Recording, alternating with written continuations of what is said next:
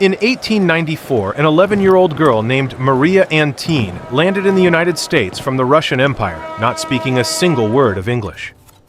2 decades later, now signing her name Mary Antine, she published The Promised Land, one of the most widely read accounts ever written by an immigrant about her own childhood in American poverty, including, in detail, that still unsettles readers today, exactly what her family ate when there was no money left at all. Around the same time, a Danish-born journalist named Jacob Riis walked New York's tenements with a camera and a newly invented flash technique, photographing streets like Mulberry Bend and Hester Street exactly as they were. His book, How the Other Half Lives, published in 1890, showed the rest of America for the first time, a world most people preferred not to see. Between 1880 and 1924, more than 20 million immigrants arrived in the United States, most of them crammed into tenements in New York, Chicago, and other major cities. These are the 19 forgotten snacks that kept those families going, and the real people documented in photographs, memoirs, and social work records who ate them. Subscribe now because number 1 on this list is still sold today, except almost nobody knows it was born out of the worst urban poverty America has ever lived through. Number 19, bread and dripping. In her memoir, Mary Antin described entire weeks when the only fat available in the family's kitchen was whatever was left in the bottom of the pan after frying anything at all, strained, kept in a tin, and later spread over slices of stale bread. This habit wasn't unique to the Antin family. Social workers visiting tenements in the early 20th century repeatedly recorded bread and dripping as one of the most common foods given to children between main meals, precisely because it required no expense beyond the bread already in the house. It was the simplest possible portrait of a kitchen that could not afford to waste even a spoonful of fat. That same bread, in fact, was almost never bought fresh. Bakeries sold the previous day's bread at half price in the late afternoon, and families on tight budgets built their entire daily routine around that specific hour, saving a penny or two that, added up over a month, made a real difference toward rent. It was that same bread, bought cheaper precisely because it was no longer fresh, that the pan drippings were spread over. Number 18, pushcart pretzels. On the streets of New York's German neighborhood, known as Kleindeutschland, bakers pushed wooden carts covered in hot pretzels, hung on a rod to fit as many as possible at once. A pretzel ran about 1 cent by the late 19th century. Accounts from residents of the era describe lines of children waiting by the cart after school let out, each one holding the single coin they'd earned that day, selling newspapers, carrying bags, or doing whatever work a child could find for a penny's reward. Number 17, roasted chestnuts.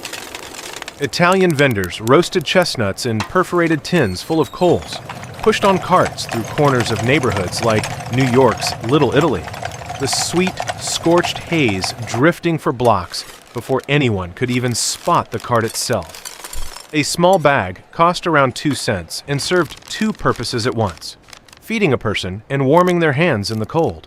Newspapers of the era described that warm, perfumed heat rising off the perforated tins as a sure sign winter had arrived on the city streets, one of the few things wealthier neighborhoods and the poorest tenements recognized in exactly the same way. Number 16, pokey ice cream. How did a tenement child in an era with no refrigerator at home manage to eat ice cream at all? Italian street vendors sold small blocks of simple ice cream wrapped in wax paper for a penny each, nicknamed Hokey Pokey. The ice came from local suppliers in blocks, kept in sawdust-insulated boxes.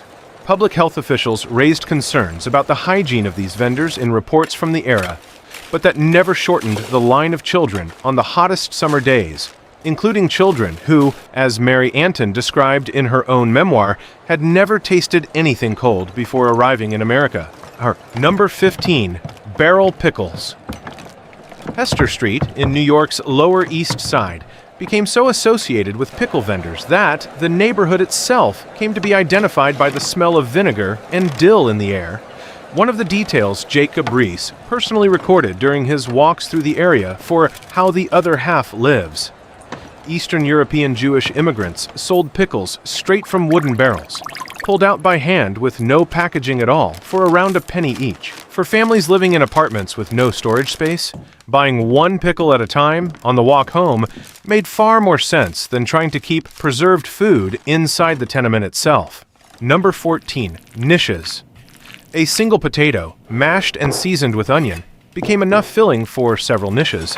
The stuffed pastry brought by Eastern European Jewish immigrants that became a fixture of Lower East Side pushcarts in the early 20th century.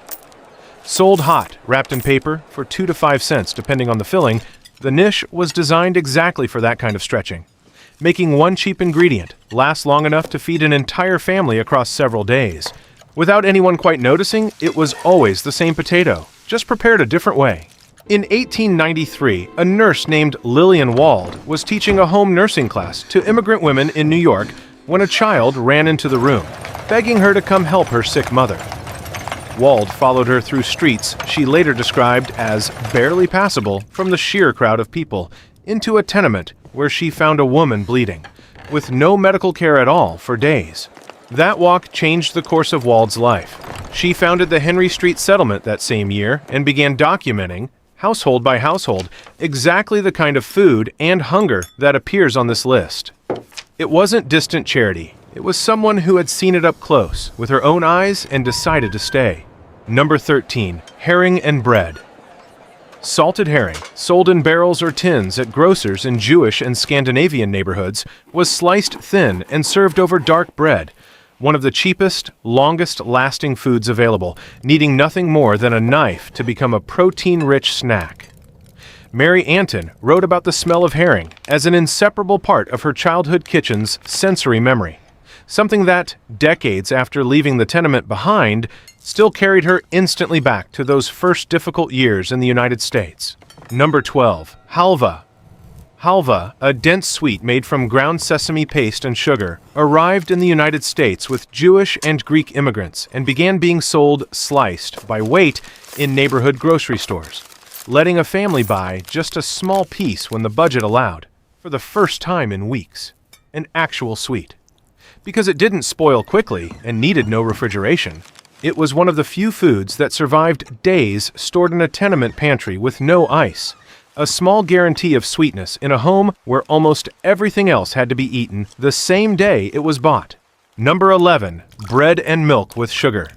Casebooks from the Henry Street Settlement, documented by Lillian Wald's own staff, repeatedly recorded bread soaked in warm milk as one of the most common meals offered to young children in families with no steady income.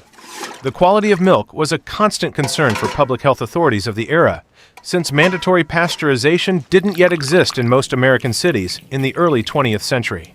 Even so, it was accessible enough, and sweetened with a pinch of sugar when there was any, to be, in many homes, the one snack a mother could guarantee every single day, without exception. We're halfway through the list, and the next snacks show exactly how the street food of these neighborhoods helped shape what we now know as New York cuisine. Subscribe now, because number 4 on this list has probably ended up in your own refrigerator. Number 10. Pushcart baked sweet potatoes. Street vendors baked sweet potatoes in metal ovens mounted on pushcarts, wheeled through the coldest corners of major cities. A snack particularly popular among workers finishing night shifts at factories, who needed something hot and cheap to eat on the way home in an era when restaurants were a luxury far out of reach. A hot sweet potato ran about 3 cents and was sold wrapped in paper, hot enough to double as a hand warmer during the cold walk home. Number 9. Pushcart roasted peanuts.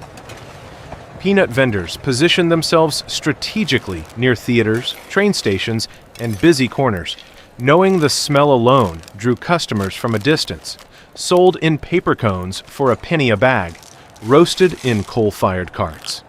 It was one of the most democratic snacks of the era, bought by factory workers and newsboys alike. One of the few pleasures that crossed, without any distinction at all, nearly every class of the city's working poor.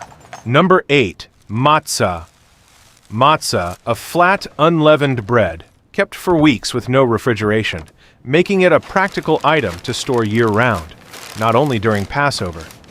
Families bought it in large packages from neighborhood bakeries, and it became a common snack spread with a bit of chicken fat or jam when there was any. Its shelf life made it a quiet reserve in tenement pantries, the guarantee that there would always be something to eat, even in a week with no money left at all for fresh bread. In Chicago, two women named Jane Addams and Ellen Gates Starr founded Hull House in 1889, determined to live inside the very immigrant neighborhood they wanted to help, not simply visit it. Addams later wrote in her own memoir that the biggest surprise of those first months wasn't the poverty itself. She had already expected that, but the careful dignity with which entire families shared the little they had with neighbors who had even less than they did. Number 7. Fried Zipoli. During patron saint festivals organized by the Italian communities themselves, vendors fried zipoli, balls of dough dusted with sugar. From street carts, the crackle of dough hitting hot oil, becoming part of the sensory identity of neighborhoods like Little Italy. It cost around a penny each, and was one of the few sweets a family could buy in small quantities, one at a time, without needing to spend on a whole package. Perfect for a budget where every cent was counted before it was spent. Number 6. Sauerkraut and bread.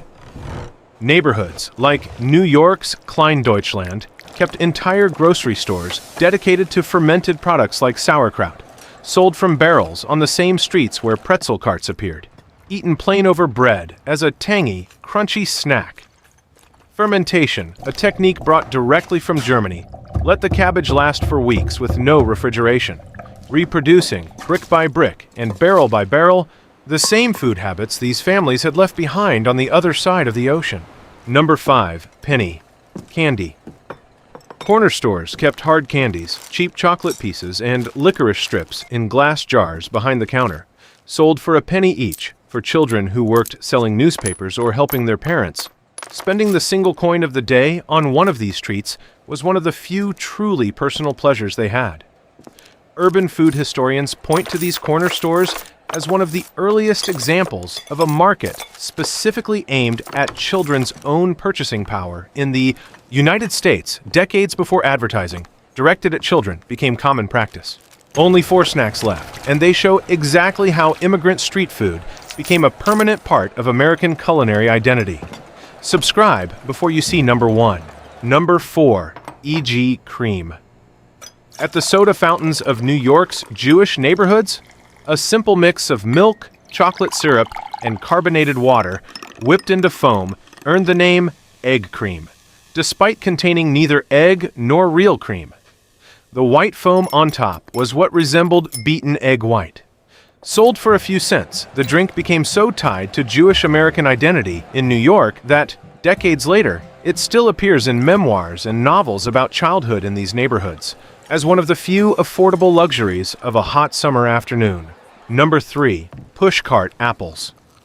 Social workers from the Henry Street settlement noted, in their own routine reports, the health difference between children with regular access to fruit carts and those with none at all. A simple apple, sold for a penny on the corners of poor neighborhoods, was often the only source of vitamin C a child saw all week.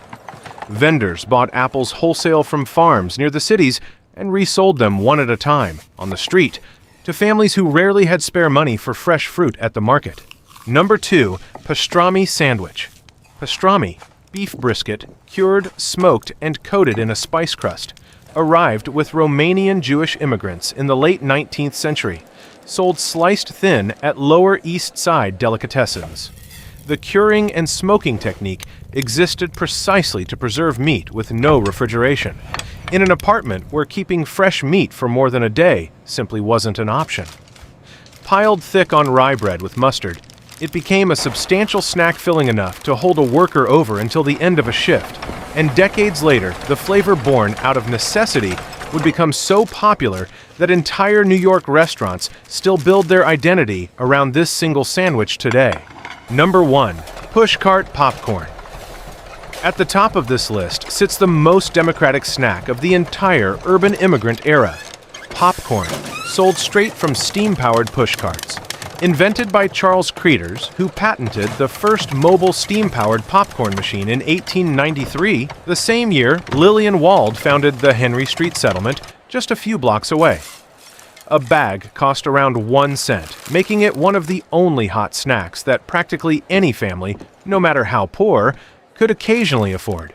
While theaters of the era went so far as to ban popcorn inside their halls because of the chewing noise, tenement families bought it freely on the street, where it became, more than any other item on this list, America's true popular snack, a habit that survives intact today, more than 130 years later. Between 1880 and 1924, more than 20 million immigrants landed in the United States. In 1901, pressured by accounts like Jacob Riis's, New York State passed the Tenement House Act, requiring, for the first time, minimum ventilation and sanitation standards in the city's tenement buildings. In 1924, Congress passed an immigration restriction law that drastically reduced the flow of new arrivals, effectively ending the era that had produced all of this street food culture. Mary Antine lived long enough to see her own story become required reading in American schools. Lillian Wald lived long enough to see the Henry Street Settlement become a model for hundreds of other settlement houses across the country. The popcorn, pretzel, and chestnut carts outlived the era that created them. Most of the families who sustained them, however, never had their names recorded anywhere at all. Which of these 19 snacks do you still recognize today, whether on a New York street or in your own city? Tell us in the comments. And if you enjoyed learning the real origin of American street food, subscribe and turn on notifications, because there's a lot more forgotten history waiting to be told.